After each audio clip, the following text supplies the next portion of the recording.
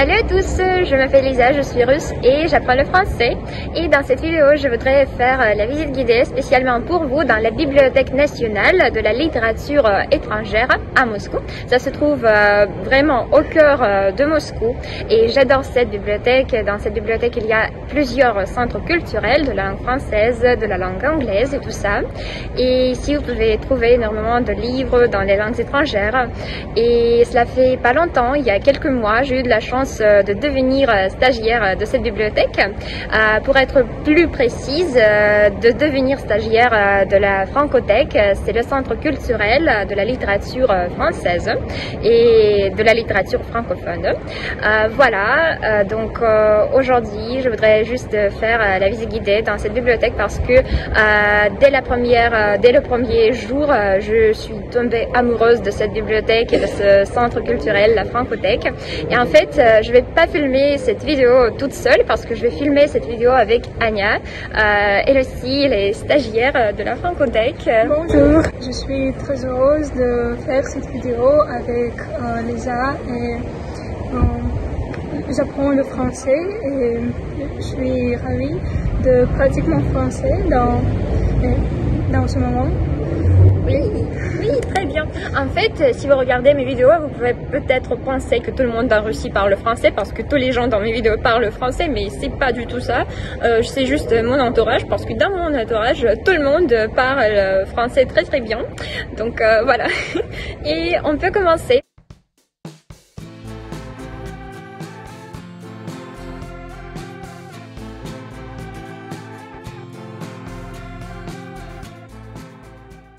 Voici le plan de la bibliothèque. Ici, il y a le garde-robe, le café, et après la cantine. Et ici, tout ça, ce sont les salles de la littérature.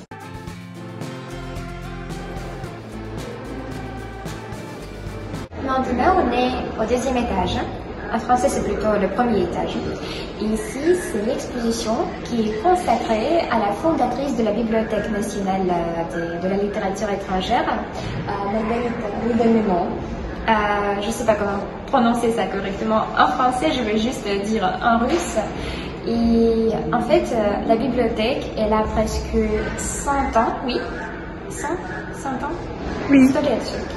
Oui. Oui, alors c'est une bibliothèque assez vieille, mais comme vous pouvez voir, elle est assez moderne et l'entourage et la décoration et tout ça c'est aussi assez moderne. Voilà. On a décidé de vous montrer tout d'abord la salle pour les enfants de la littérature enfantine, plutôt. Et on y va.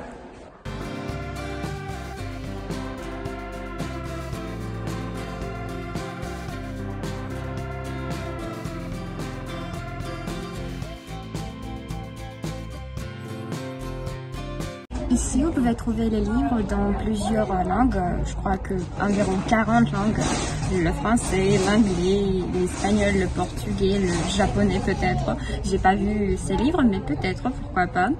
Bien sûr le russe, par exemple ça c'est un russe.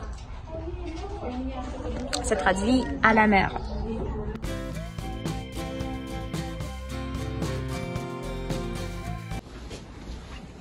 Tu peux montrer la salle.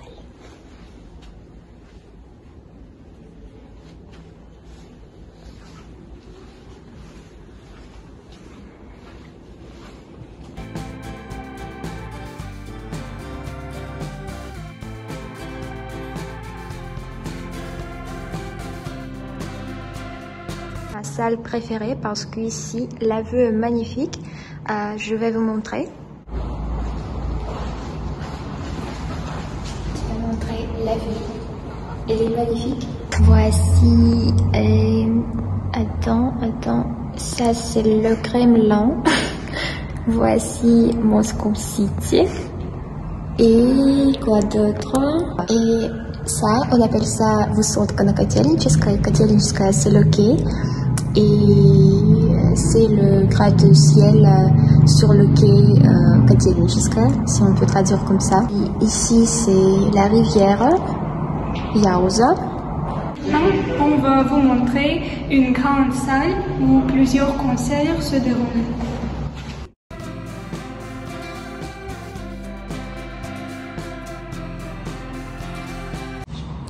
On est un peu gêné, on n'est pas monté sur la scène parce qu'il y avait des gens. Il se prépare quelque chose en fait. Dans la bibliothèque, il y a toujours quelques événements, presque chaque jour, pour tous les goûts, la littérature, le théâtre, la musique, tout ça.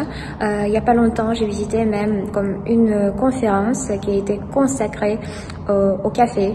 Le café en Russie, la culture du café, de la consommation du café. Et vraiment très très intéressant. Donc si vous êtes à Moscou, n'hésitez pas à visiter la bibliothèque parce que ici il y a toujours quelque chose d'intéressant. Peut-être ça sonne comme une promotion et voilà, mais on ne m'a pas payé du tout. En fait, juste j'adore cet endroit et je voudrais vous juste le recommander.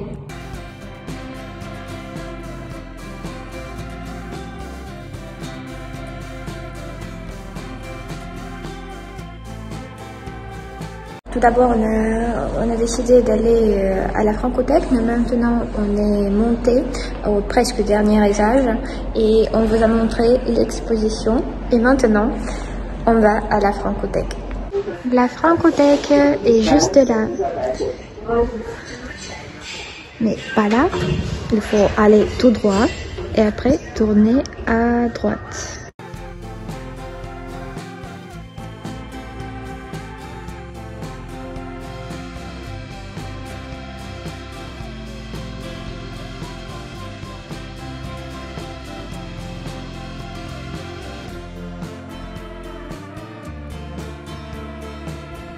Dans cette salle, vous pouvez trouver tout d'abord plusieurs événements se déroulent ici aussi.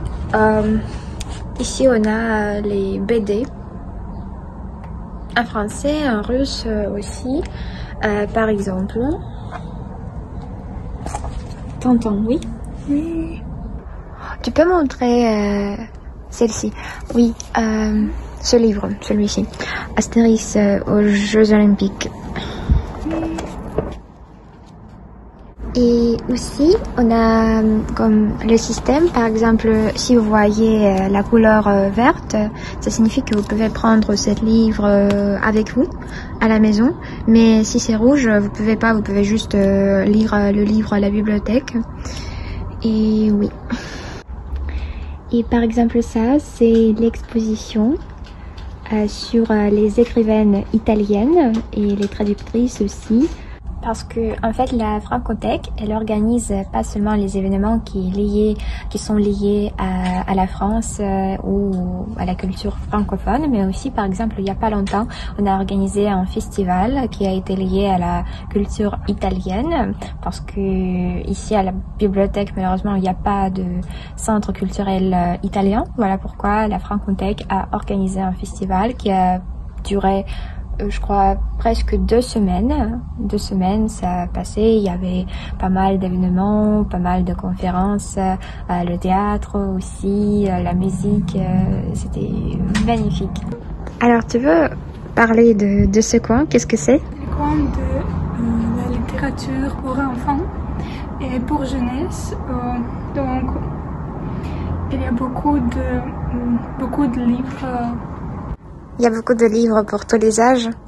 Aussi dans ce coin, vous pouvez trouver pas seulement les livres pour les enfants, mais aussi des manuels, plusieurs manuels, la géographie par exemple, ou le français, bac aussi, baccalauréat, la préparation. Disons que c'est pas seulement pour les enfants qui apprennent le français, mais ça c'est aussi pour les enfants francophones qui, par exemple, font leurs études en Russie, au lycée français, par exemple en Russie, à Moscou, on a ce lycée francophone. Et par exemple, ils ont besoin de quelques manuels, ils peuvent juste venir à la Francothèque et trouver quelque chose pour leurs études. C'est comme le classement, l'informatique, l'information, la philosophie, aussi la cuisine, l'art, loisirs, sport, littérature, roman policier, géographie, histoire, bref, tout ce que vous voulez. Littéralement tout ce que vous voulez. Vous pouvez trouver Victor Hugo. C'est la littérature classique, mais vous pouvez aussi trouver quelque chose de moderne, par exemple ce livre aussi. Moi, j'ai déjà lu ce livre et c'est pour les ados en fait, mais moi je l'ai bien aimé. C'est assez sombre, mystérieux et tout ça. Pour apprendre le français, ça c'est aussi utile parce que la langue est assez simple et j'ai appris aussi des mots. Par exemple, j'ai appris le mot tumulus, ce qui est vraiment très utile, bien sûr. Je pense que vous êtes d'accord avec moi. Regardez ce que j'ai trouvé, c'est le fabuleux album d'Émilie Poulain.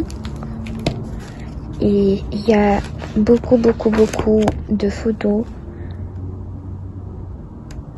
Et moi j'adore ce film et c'était presque le premier film que j'ai regardé quand j'ai commencé à apprendre le français. Et juste regarder, c'est trop beau. Il y a aussi du piano. Non, je sais pas jouer. Et toi? Malheureusement non. Toi non plus. Ok. Mais on va juste montrer, genre, trop stylé, la littérature, la musique. Ok. Je vais pas violer le piano.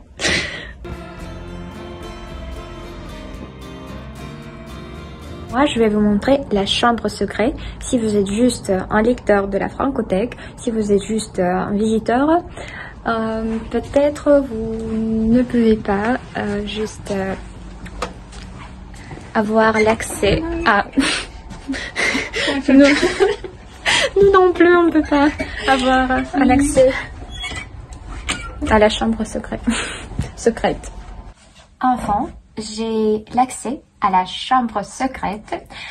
C'est une chambre pour les travailleurs, pour les employeurs, les employés, employeurs, pour les gens qui travaillent à la bibliothèque, à la Francothèque. Ici, il y a beaucoup de livres.